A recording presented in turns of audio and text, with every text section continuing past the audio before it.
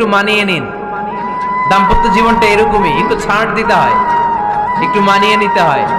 দাম্পত্য জীবনে কখনো মন খারাপ, কখনো মন ভালো, কখনো রোদ, কখনো বৃষ্টি, এই নিয়েই দাম্পত্য জীবন, ঠিক কিনা? তাহলে দাম্পত্য জীবনে যদি আমরা সুখ পেতে চাই, সকল নবদম্পতিকে বলবো একটু ছাড় দেওয়ার মানসিকতা বিল্ড আপ করেন। একটু মানিয়ে নেন, একটু মানিয়ে নেন, একটু ছাড় দেন, একটু মিলেমিশে চলেন। এক স্যাক্রিফাইস আমাদের জীবনটারে, আমাদের দাম্পত্য জীবনটাকে একটা জান্নাতি দাম্পত্য জীবন বানায় দিবে, ঠিক কিনা? একটা দাম্পত্য জীবন কলহমুক্ত করতে চাইলে, সুখময় করতে চাইলে সর্বপ্রথম স্যাক্রিফাইস। এই স্যাক্রিফাইস ছাড়া দাম্পত্য জীবন টিকবে? দুইজনে যদি ঝগড়া করে, দুইজনে যদি রেগে যায়, ঝামেলা আছে না নাই?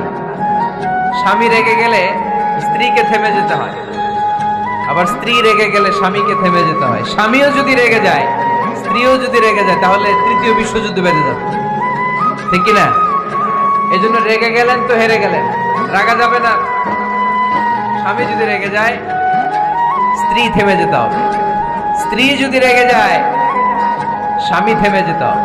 এটাই দাম্পত্য জীবনের সুখ আর সমৃদ্ধির মূল ফর্মুলা। স্যাক্রিফাইস করতে হবে। এর কারণ, আপনি যদি দোষ খুঁজতে শুরু করেন, দোষ ছাড়া পৃথিবীতে মানুষ নাই, ঠিক কিনা?